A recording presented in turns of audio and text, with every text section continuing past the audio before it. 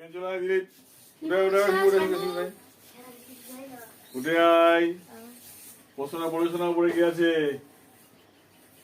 Moon is a little girl. হ্যাঁ, তারপরে আছে Moon goes to school every day. Use pronoun. Use pronoun. যার তলায় দাগ দিয়েছে নামটাকে বাদ দিয়ে প্রোনাউন করতে হবে। তাহলে এখানে মুন বাদ দিয়ে কি লিখবো? She. কেন লিখবো?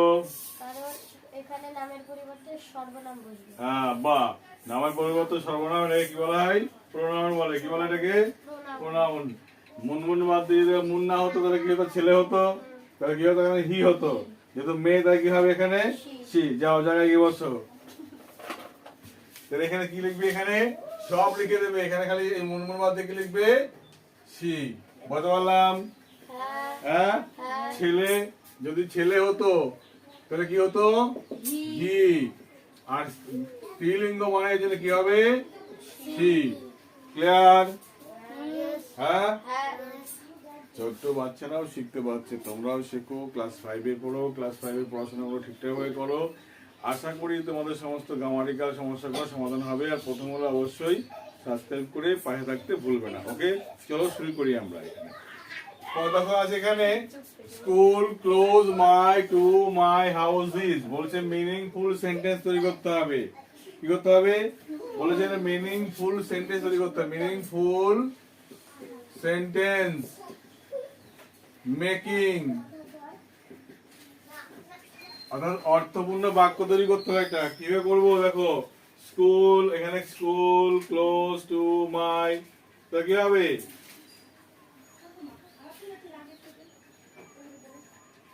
আমার স্কুল আমার বাড়ির কাছাকাছি হতে পারে, বা বাড়ির কাছাকাছি আমার স্কুলটা হতে পারে। তাহলে কি লিখবে? মাই হাউস, লিখে দাও my house is close to my school. তাহলে my house is close to my school মানে আমার বাড়ি আমার স্কুলের ঠিক কাছেই। ঠিক আছে? অথবা তুমি এখানে ঘুরিয়ে বলো my school is close to my house, তাহলে আমার স্কুল আমার বাড়ির কাছাকাছি। দুরকম ভাবে করা যেতে পারে। ঠিক আছে? ওকে, ভুল নেই। এখানে বলেছে এই বইয়ের মধ্যে কি বলেছে? I deliver letter and parcel to your house, আমি তোমার বাড়িতে চিঠি এবং অন্যান্য পার্সেল পৌঁছে দিই। তাহলে আমি কে? I am delivery boy. Delivery boy. তাহলে আমি ডেলিভার, তাহলে ডেলিভারি বয়, তো তাহলে কি হবে? I am a delivery boy. I am delivery boy বলতে পারবো না। এখানে সঙ্গে কি দেয়? লেটার দেয় না? তাহলে লেটার দিলে কি বলবো? পোস্টম্যান। কি বলবো? Postman. তাহলে লিখে দাও পোস্টম্যান।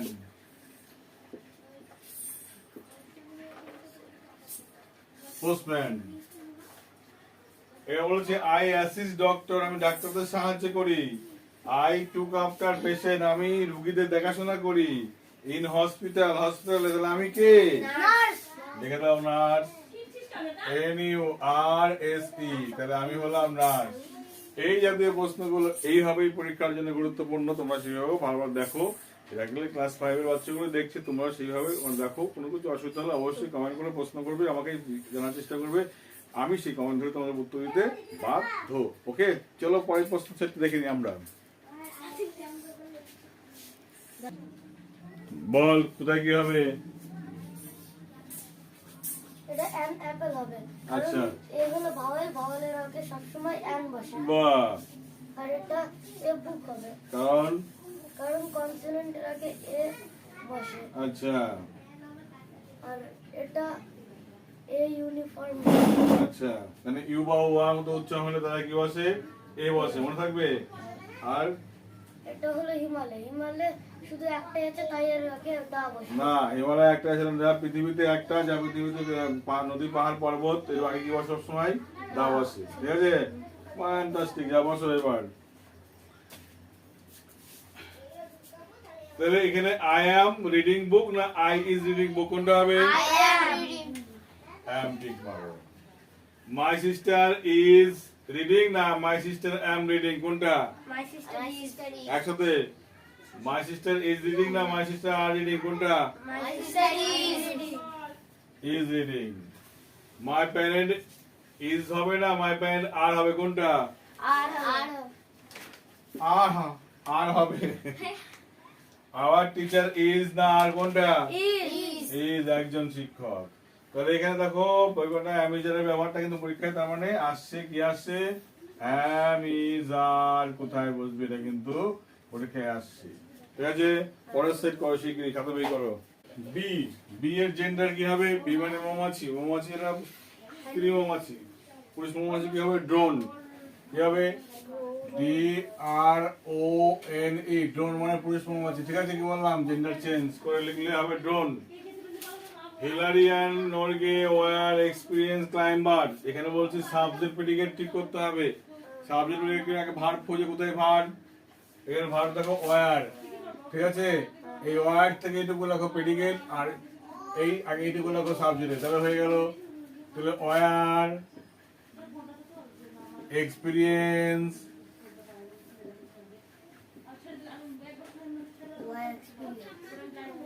ক্লাইম্বার এখানে রাখো, আর এখানে রাখো হিলারি অ্যান্ড নরগে। ঠিক আছে, এখানে আমি যার ওয়াজার ভার্বগুলোকে দেখবি, ভার্বগুলো দেখার পরে কিন্তু তারপরে থেকে কি করবি? আলাদা করে লিখে ফেলবি জায়গাটা, মনে থাকবে কি বললাম? ঠিক আছে,